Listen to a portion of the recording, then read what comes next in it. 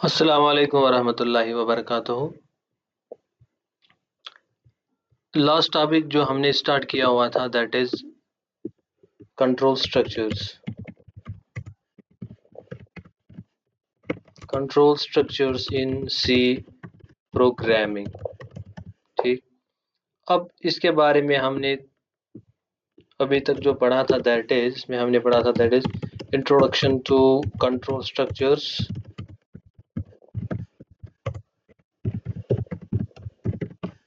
और इसके अलावा हमने इसके अंदर पढ़ा हुआ था that is need, why we need this control structures. अब जो आज का जो टॉपिक है जो हमें पढ़ना है इसी कंट्रोल स्ट्रक्चर्स के अंदर जो आता है दैट इज सब टॉपिक में बोलता हूँ वो ये है कि that is types of control structures. Types of control structures. ठीक, अब जो टाइप्स ऑफ कंट्रोल स्ट्रक्चर जो होता है इसके अंदर मेनली हमने इसको डिवाइड किया हुआ है अंडर 3 सब कैटेगरीज। जो इसका जो पहला सब टाइप है दैट इज जिसको हम बोलते हैं sequential control structure. Sequential control structure. और उसके बाद जो दूसरा टाइप जो आता है that is selection control structure.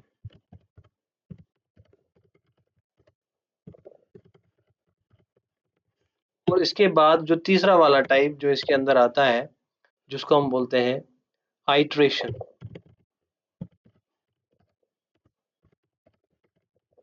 Control structure. ये है जो 3 टाइप्स होते हैं किसके, कंट्रोल स्ट्रक्चर्स के। इसके अलावा भी कुछ है जो हम एज ए सेपरेट करके रखते हैं या उन स्ट्रक्चर्स का हम इसके साथ इस्तेमाल करते हैं, वो हम बाद में पढ़ेंगे जब हम वहां पे पहुंचेंगे। अभी तो हम पढ़ेंगे कि मेन जो टाइप्स आते हैं कंट्रोल स्ट्रक्चर्स के वो है that is sequential control structure, उसके अलावा सिलेक्शन कंट्रोल स्ट्रक्चर्स, और उसके बाद that is iteration control structures. जो यहाँ पे सिलेक्शन कंट्रोल स्ट्रक्चर जो है इनको हम इसके अलावा और एक नाम से भी जानते हैं that is decision control structures, या कभी कभार इनको हम बोलते हैं कंडीशनल स्ट्रक्चर्स। कंडीशनल स्ट्रक्चर्स भी बोलते हैं या डिसीजन कंट्रोल स्ट्रक्चर्स। और जो हमारे पास जो लास्ट वाला that is iteration control structures, इनको हम बोलते हैं दैट इज लूपिंग स्ट्रक्चर्स और loop control structures. Loop control structures. अब हम इन तीनों को that is sequential control structures, selection control structures और आइट्रेशन कंट्रोल स्ट्रक्चर्स को हम डिटेल में पढ़ेंगे। इनका इंट्रोडक्शन क्या है और इनको हम अपने प्रोग्राम के अंदर कैसे इस्तेमाल करते हैं। जो पहला वाला टाइप है दैट इज जिसको हम बोलते हैं sequential control structure. Sequential control structure. अब पहले समझते हैं और साथ में इस पे प्रोग्राम भी करते हैं कि सीक्वेंशियल कंट्रोल का मतलब क्या होता है। परसों भी हमने बोला था ये जो कंट्रोल स्ट्रक्चर जो है these are certain special statements, और इनका पर्पस क्या है दैट इज जो भी प्रोग्राम या प्रोग्राम के अंदर जो भी नंबर ऑफ इंस्ट्रक्शंस या ग्रुप ऑफ इंस्ट्रक्शंस जो है उनको एग्जीक्यूट किस फ्लो या किस डायरेक्शन या किस बिहेवियर के अंदर हम उन इंस्ट्रक्शंस को एग्जीक्यूट करवाएंगे। तो मैंने लास्ट लेक्चर में बोला था that is direction and behaviour of the execution of statements वो डिसाइड करता है आपका control structure. That is why मैंने इनको उस टाइम बोला था कि ये डिसीजन मेकर्स इन प्रोग्राम होते हैं। ठीक, और साथ में ये भी बोला था ये जो कंट्रोल स्ट्रक्चर जो होते हैं these are the brain of the program. अब हम पहला जो कंट्रोल स्ट्रक्चर जो है वो हम पढ़ेंगे that is sequential control structure. अब ये सीक्वेंशियल कंट्रोल स्ट्रक्चर होता क्या है।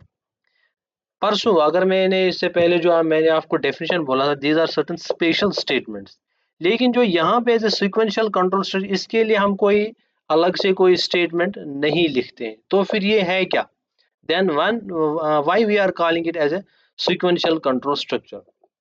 असल में जो भी हम प्रोग्राम लिखते हैं without using any control structure, हमारा जो प्रोग्राम होता है एक प्रोग्राम के अंदर जो सेट ऑफ इंस्ट्रक्शंस लिखी होती है उनका एक डिफॉल्ट फ्लो ऑफ एग्जीक्यूशन होता है। यानी ये जो सीक्वेंशियल कंट्रोल स्ट्रक्चर जो है असल में होता क्या है, it is the default flow of execution, default flow of execution in a program. यानी कि एक प्रोग्राम के अंदर जो भी ग्रुप ऑफ इंस्ट्रक्शंस होती है उनका डिफॉल्ट फ्लो, यानी कि हम इसके लिए कोई पर्टिकुलर कोई अलग से कोई स्टेटमेंट नहीं लिखते हैं। ये जो सीक्वेंशियल कंट्रोल स्ट्रक्चर या सीक्वेंशियल स्ट्रक्चर हम क्यों बोलते हैं, जो हमारा प्रोग्राम है कोई भी अलग से कोई स्टेटमेंट लिखने के बगैर भी हमारे प्रोग्राम का एक डिफॉल्ट फ्लो होता है, rather than defining the flow based on the condition। यहाँ पे कोई कंडीशन हम नहीं लगाते हैं। जो हम एक प्रोग्राम बनाते हैं, लेट्स टेक एन एग्जांपल, मैं एक एग्जांपल से समझाता हूँ कि मैं यहाँ पे अगर एक प्रोग्राम हमने बनाया हुआ है, उस प्रोग्राम के अंदर दिस इज द इंस्ट्रक्शन 1 और उसके बाद लेट्स टेक एन एग्जांपल में एक इंस्ट्रक्शन सेकंड है और उसके बाद कोई इंस्ट्रक्शन थर्ड है। यहाँ पे मैंने जो प्रोग्राम सिंपल एग्जांपल में दिखाया आपको कि यहाँ पे लेट्स टेक एन एग्जांपल तीन तीन इंस्ट्रक्शंस है और ये जो तीनों के जो तीनों इंस्ट्रक्शंस है हम क्या बोलेंगे कि हाँ ये अभी सीक्वेंशियल कंट्रोल स्ट्रक्चर है। सीक्वेंशियल कंट्रोल स्ट्रक्चर का मतलब कि यहाँ पे एक डिफॉल्ट एग्जीक्यूशन का फ्लो है। उसका मतलब क्या है कि पहले इंस्ट्रक्शन 1 एग्जीक्यूट होगा without saying to the program, program automatically program का एक ऑटोमेटिक एग्जीक्यूशन ये होता है कि ऑटोमेटिकली प्रोग्राम कुछ तरीके या मैं बोल सकता हूँ डिफॉल्ट तरीका होता है एक प्रोग्राम का कि वो क्या है कि program itself without defining how you are going to execute a program या और a set of instructions in a program by any special statement। नहीं, प्रोग्राम का एक अपना एक एग्जीक्यूशन प्लान होता है, एक एग्जीक्यूशन फ्लो होता है जिसको हम बोलते हैं डिफॉल्ट फ्लो ऑफ एग्जीक्यूशन। वो फ्लो होता क्या है, वो होता है कि एक स्टेटमेंट एग्जीक्यूट होने के बाद ऑटोमेटिकली दूसरा स्टेटमेंट एग्जीक्यूट होता है, उसके बाद ऑटोमेटिकली तीसरा स्टेटमेंट एग्जीक्यूट होता है। इस फ्लो को यानी एक इंस्ट्रक्शन के एग्जीक्यूट होने के बाद जो दूसरी इंस्ट्रक्शन एग्जीक्यूट होती है उसके बाद तीसरी इंस्ट्रक्शन एग्जीक्यूट होती है, इस फ्लो को हम क्या बोलते हैं, this is the default flow.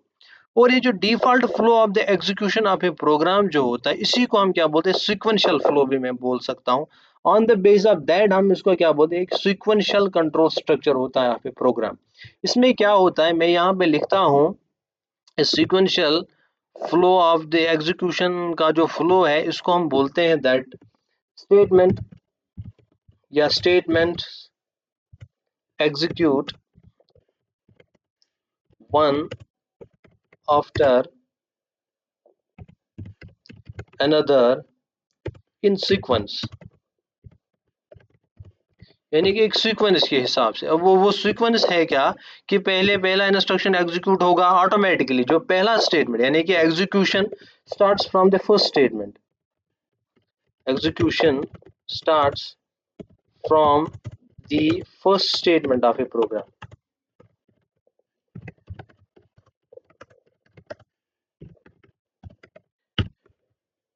क्या मैंने बोला, जो सीक्वेंशियल कंट्रोल स्ट्रक्चर होता है वो असल में डिफाइन करता है default flow of the execution in a program. या इसका मतलब ये होता है कि पहले पहला इंस्ट्रक्शन एग्जीक्यूट होगा और उसके बाद दूसरा और उसके बाद तीसरा, एज ए सीक्वेंस में इंस्ट्रक्शन एग्जीक्यूट होती है। वहां पे नो कंडीशन, यहाँ पे मैं लिखता हूँ for the execution of the statements no condition is required.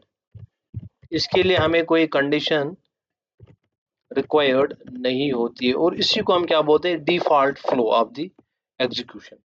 ठीक है, यानी एग्जीक्यूशन हमेशा स्टार्ट होता है फ्रॉम द फर्स्ट स्टेटमेंट, पहले फर्स्ट स्टेटमेंट उसके बाद दूसरा उसके बाद तीसरा, ऐसे करके जो हमारा प्रोग्राम है वो एग्जीक्यूट होता है, उसी को हम क्या बोलते हैं, default flow of the execution. और इसके लिए हम कोई एज ए सेपरेट कोई स्टेटमेंट नहीं लिखते, ये प्रोग्राम का अपना एक डिफॉल्ट एग्जीक्यूशन प्लान होता है, या हम इसको बोलते हैं एक डिफॉल्ट फ्लो होता है एग्जीक्यूशन ऑफ द इंस्ट्रक्शन का। और इस तरीके को हम क्या बोलते हैं, this is the sequential flow, और we can say sequential control structure यहाँ पे एग्जीक्यूट हो जाता है। और इसका इम्प्लीमेंटेशन हम समझते हैं with the help of a program. इसका मतलब क्या है कि सीक्वेंशियल कंट्रोल स्ट्रक्चर का जो एग्जीक्यूशन है वो कैसे होता है, यानी कि कैसे एक स्टेटमेंट ऑटोमेटिकली फिर दूसरा, यानी कि यहाँ पे मैं कोई कंडीशन इस्तेमाल नहीं करूंगा, automatically group of instructions execute होंगे वन आफ्टर अनदर, उसी तरीके या उसी पैटर्न को हम क्या बोलते हैं, sequential control structure of a program. और इसको समझते हैं, मैं यहाँ पे अपना एडिटर ओपन करता हूँ, लेट्स टेक एन एग्जांपल, मैं एक सिंपल प्रोग्राम बनाता हूँ यहाँ पे, जिससे हमें पता चलेगा कि ये जो program without using any condition, उसके बाद भी हमारे जो प्रोग्राम होता है, प्रोग्राम के अंदर जो इंस्ट्रक्शन होती है वो एग्जीक्यूट तब भी, उनका फ्लो तब भी होता है, जिसको हम क्या बोलते हैं, default flow of the execution. और इसी एग्जीक्यूशन प्लान को हमने क्या बोला है, that is sequential control structure.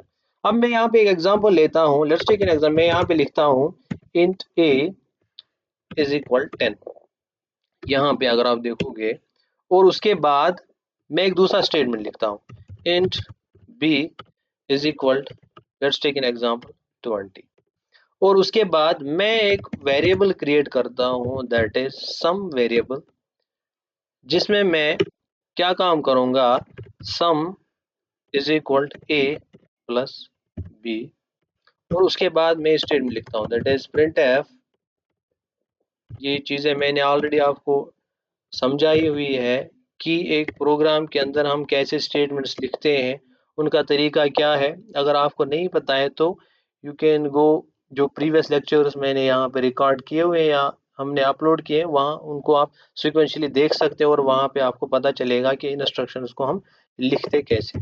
और यहाँ पे मैं वेरिएबल सम को प्रिंट करवाता हूँ, और मैं साथ में इसको सेव करता हूँ। अब यहाँ पे देखिए कि अगर आप यहाँ पे देखोगे तो इस प्रोग्राम को देखने से हमें पता चलता है कि हम कुछ एडिशन कर रहे हैं, लेकिन एडिशन के लिए अगर मैं यहाँ पे क्या कर रहा हूँ, a प्लस बी, इसका मतलब मैं दो एंटिटीज दैट या दो वेरिएबल्स को ऐड कर रहा हूँ, लेकिन वो एडिशन तब होगा या मैं ऐड करने के बाद उसको सम है, तो सम कहीं पे डिक्लेयर होना चाहिए, वो हमने इससे पहले किया हुआ है।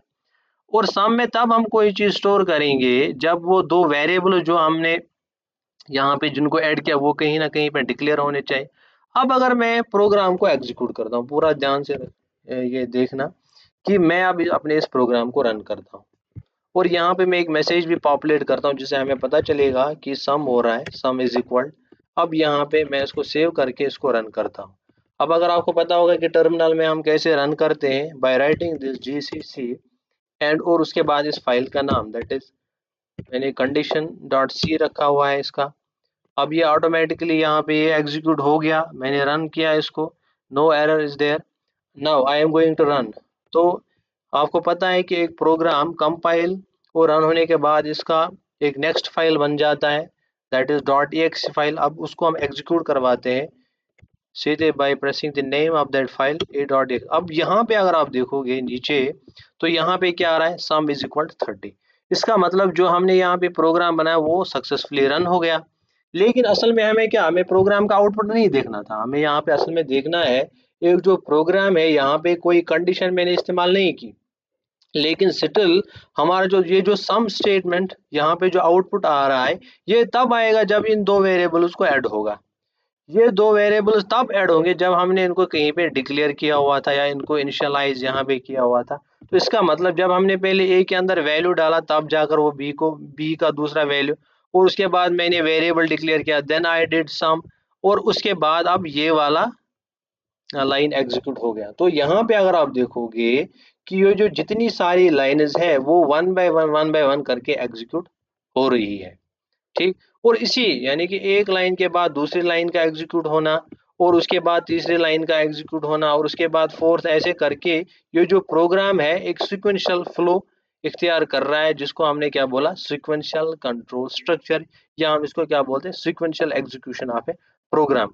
और ये हमारे पास क्या है, ये तो हमें पहला कंट्रोल स्ट्रक्चर आता है जिसको हमने क्या बोला था, सीक्वेंशियल कंट्रोल स्ट्रक्चर। इतना ही है कि हम कैसे एक प्रोग्राम या जो डिफॉल्ट पूरा विदाउट राइटिंग, क्या यहाँ पे अगर आप देखोगे मैंने कोई भी कंडीशन प्लेस नहीं की, हर एक statement one after another automatically execute हो रहा है, ठीक।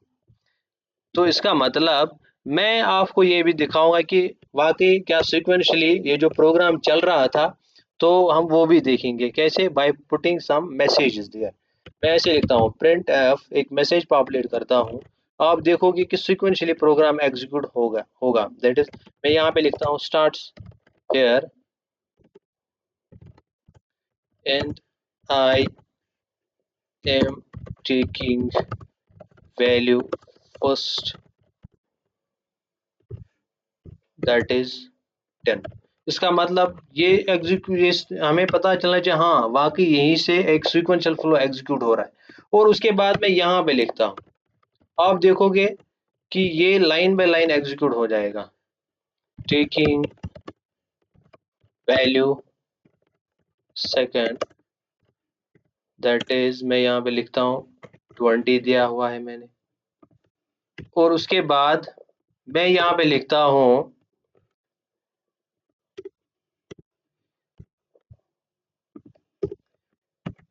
एडिंग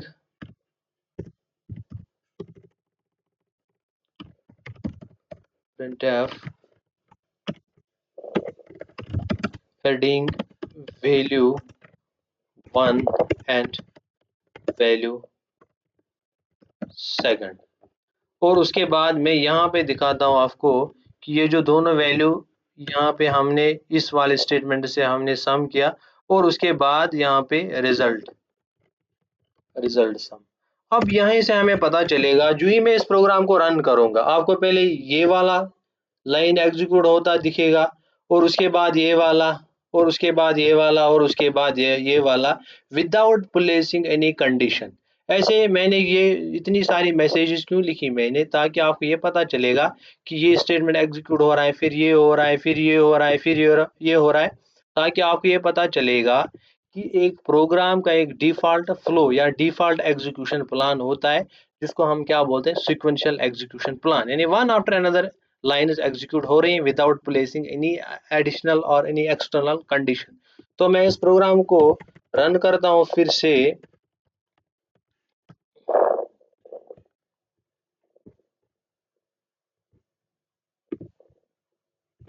यहाँ पे मैंने पाइथन का सिंटेक्स दिया हुआ है, दैट इज वाई यहाँ पे ये एरर दे रहा है।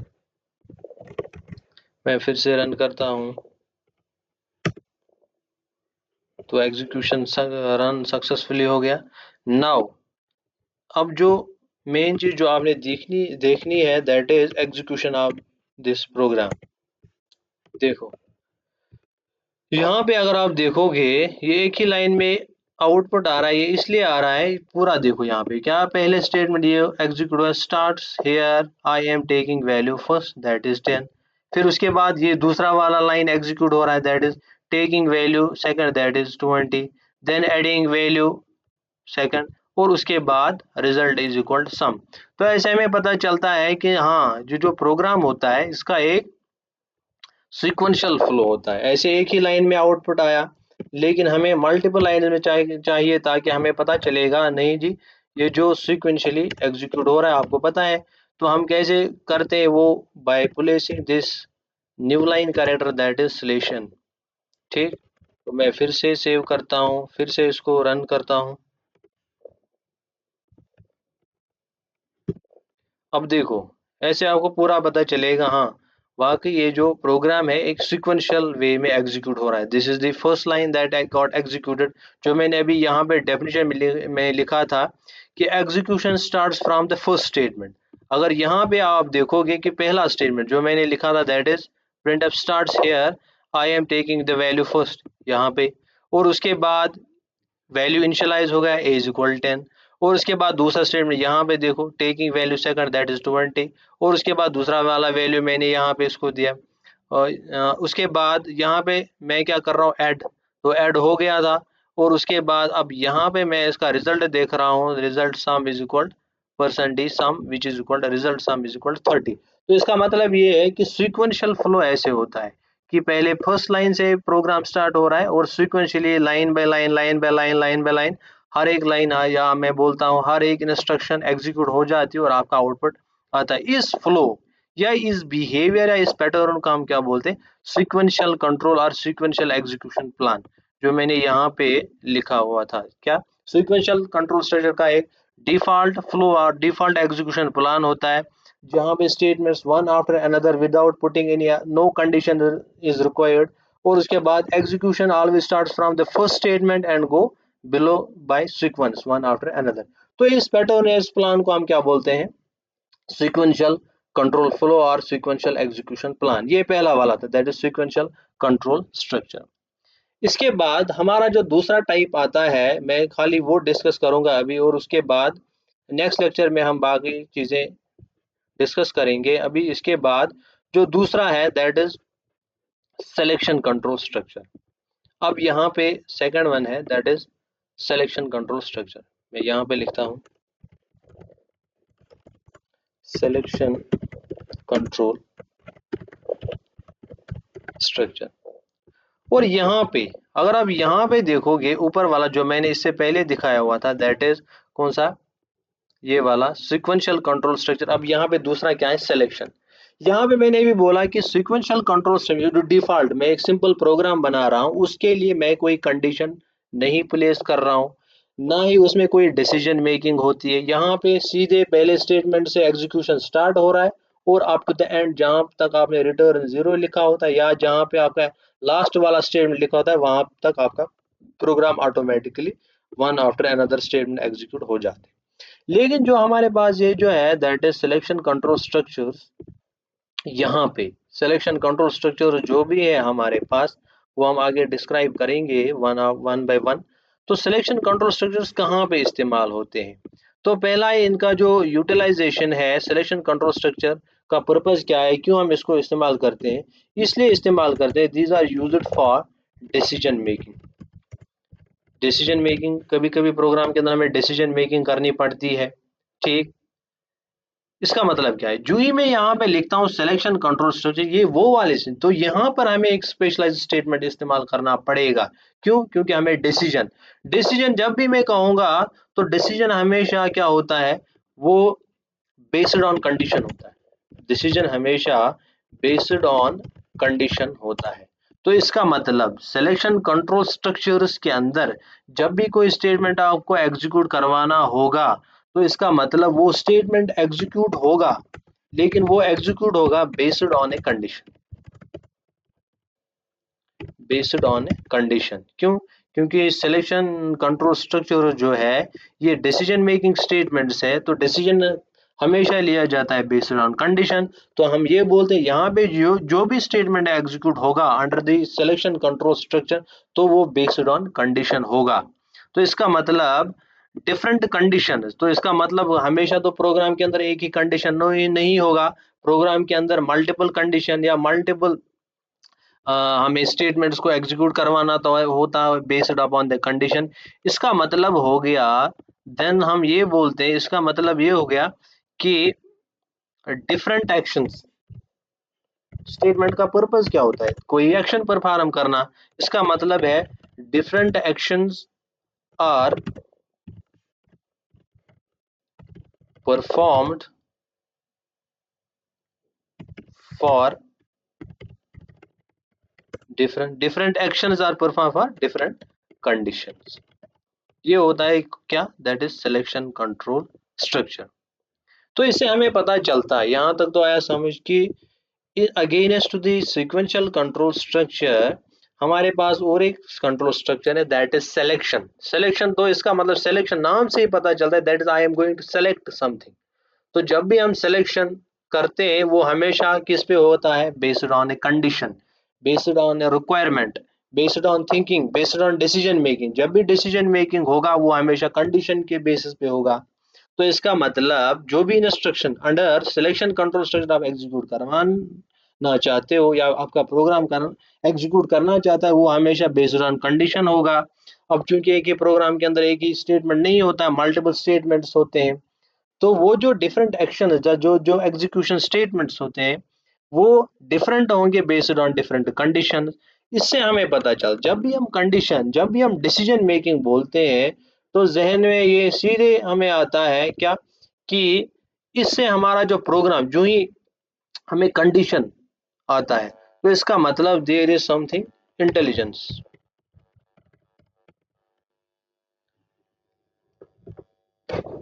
तो कौन सा वाला फैक्टर आता है? दैट इज इंटेलिजेंस का फैक्टर।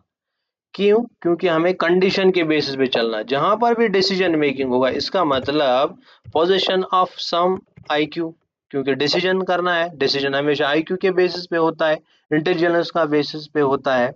तो सिलेक्शन कंट्रोल स्ट्रक्चर, मैं ऐसा मानता हूं कि सिलेक्शन कंट्रोल ही असल में, मैं मानता हूं कि वो है, that is the foundation, decision making he the foundation of AI आज के दौर में है। क्योंकि यहाँ पे हम अगर आपने पढ़ा होगा कि इसकी शुरुआत ही, जो एआई जो आज के दौर में जो ट्रेंडिंग है, दैट इज आर्टिफिशियल इंटेलिजेंस, उसका पर्पस इसी स्टेटमेंट से हुआ था कि क्या ये जो मशीन है वो उसके अंदर थिंकिंग एबिलिटी है। तो अगर आप यहाँ पे देखोगे, जो ही मैं एक स्टेटमेंट को क्या बना रहा हूँ, डिसीजन मेकिंग पावर इसको दे रहा हूँ, तो इसका मतलब उसके अंदर ए बिट ऑफ थिंकिंग हो रही है। क्यों? क्योंकि वो कंडीशन के बेस पे जज कर रहा है, क्या मैं ये स्टेटमेंट एग्जीक्यूट कर रहा हूँ या कोई दूसरा स्टेटमेंट एग्जीक्यूट कर रहा हूँ। तो इसका मतलब it is a form of a foundation of AI, क्योंकि डिसीजन मेकिंग, तो सिलेक्शन कंट्रोल ही एज ए, मैं मानता हूँ, as a base for AI बनता है। क्यों? क्योंकि एज ए, मैं at the minute level, not everything of the AI, but एक एग्जाम्पल के तौर में ले सकता हूँ। क्यों? क्योंकि इसके थ्रू हम एक प्रोग्राम को एक आईक्यू प्रोवाइड करते हैं। क्यों? क्योंकि based on some condition he is going to जज समथिंग और he is going to execute something. तो these are selection control structure. अब जो सिलेक्शन कंट्रोल स्ट्रक्चर जो है, इसके मुख्तलिफ टाइप्स हैं। इस सिलेक्शन कंट्रोल स्ट्रक्चर के अंदर कुछ टाइप्स हैं, based on the execution plan और बिहेवियर और डायरेक्शन। इसके कुछ टाइप्स हैं, वो हम यहाँ पे लिखते हैं। जो पहला वाला टाइप होता है, दैट इज जिसको हम बोलते हैं इफ स्टेटमेंट, सिंपल, या कभी कभार कुछ बुक्स के अंदर लिखा होता है सिंपल इफ स्टेटमेंट और इफ। और उसके बाद इसका जो दूसरा टाइप है जो आता है, that is if else statement. और उसके बाद तीसरा जो आता है जिसको हम बोलते हैं नेस्टेड इफ। उसके बाद हमारे पास और एक आता है, दैट इज जिसको हम बोलते हैं इफ, या इसे हम लिखते हैं एल्स इफ लेडर। और उसके बाद हमारे पास और एक जो आता है, जो इसी सिलेक्शन कंट्रोल के अंदर ही आता है, दैट इज जिसको हम बोलते हैं switch case. These are certain types of control structures. एक तो हमारे पास आता है इफ स्टेटमेंट, और उसके बाद आता है if else statement, else if ladder, nested if और switch case. These are 1 2 3 4 and 5 types, जो हम कल से वन बाय वन इन सब का एग्जीक्यूशन हम देखेंगे कि इफ स्टेटमेंट कैसे एग्जीक्यूट होता है, कैसे कंडीशन बनानी होती है, कैसे इनको एग्जीक्यूट करते हैं, और इनपे कुछ एग्जांपल्स परफॉर्म करते हैं। तो आज के लिए इतना काफी था कि सीक्वेंशियल कंट्रोल स्ट्रक्चर क्या होता है और basic introduction of selection control structure.